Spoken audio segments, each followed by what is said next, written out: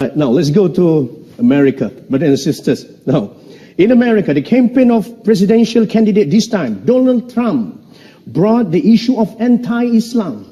And surprisingly, brothers and sisters, this campaign has a big support of public. Dr. Zakir Naik. So, what do you think behind this phenomenon? What does it indicate? No, I believe that we find that anything which is popular, they do have enemies. Yeah. And Allah says in the Quran that every prophet had an enemy. And Muhammad Sallallahu Alaihi Wasallam, being the last prophet, will always have an enemy. So I feel that people like Donald Trump, they prove the Quran right. Allah says in Surah Furqan, chapter number 25, that there will be an enemy for Muhammad Sallallahu Alaihi Wasallam. And since Muhammad Sallallahu Alaihi Wasallam, his message is going to be till eternity, there are bound to be critics and enemies of Islam and of Prophet Muhammad. So these people are proving the Quran right. Because in spite of all these things, Islam is spreading. Allah says in the Quran, in Surah Imran, chapter 3, verse 54, Allah says, Makaru makarallah wallahu khairul makirin. They plan and plotted, Allah too plan. Allah is the best of planner. If you see after 9/11, the media war on Islam and throughout the world, normally people should think that now Islam should perish, na'uzubillah. They cannot. But we find that more people want to know what kind of religion is this.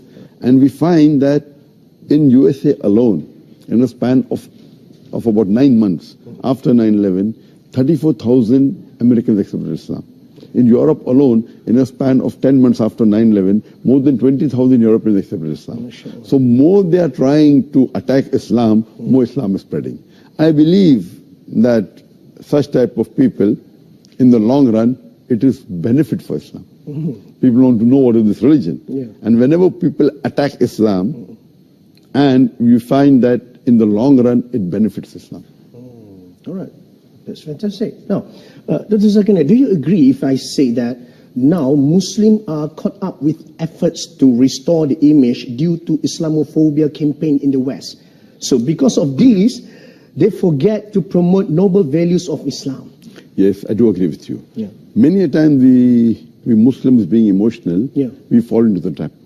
For example, we know what happened in the Danish cartoons. Yeah, Danish. It is wrong what they did. We found that most of the Muslim organization, they left everything what they were doing and they were concentrating on that. They were protesting. Fine, we should protest.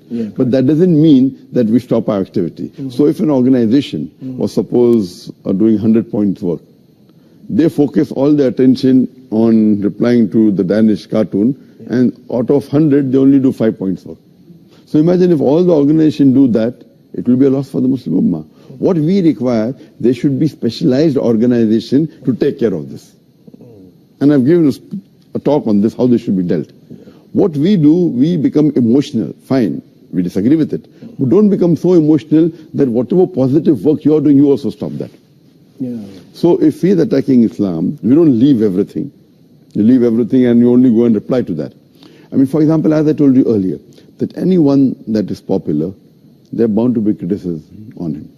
I mean, for example, if you go on the Google and if you type my name, there'll be about approximately 15 million websites which has my information.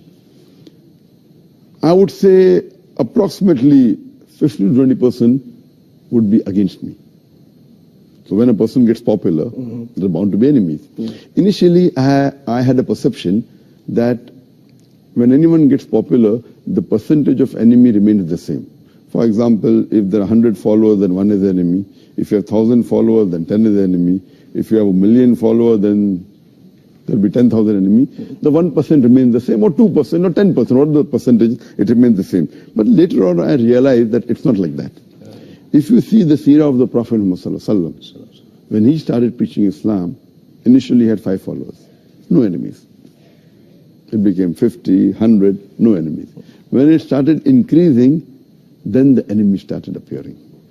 Today, the most popular human being in the world is Muhammad Sallallahu Alaihi Wasallam. Even according to Michael H. Hart, even according to non-Muslims, the most influential human being in the world is Muhammad Sallallahu Alaihi Wasallam. Today, if you know that there are about 1.8 billion Muslims, and maybe another 100 more million maybe non-Muslims who may be liking Muhammad sallallahu alaihi wasallam, you can say 2 billion Muslims who may be liking Muhammad sallallahu alaihi wasallam.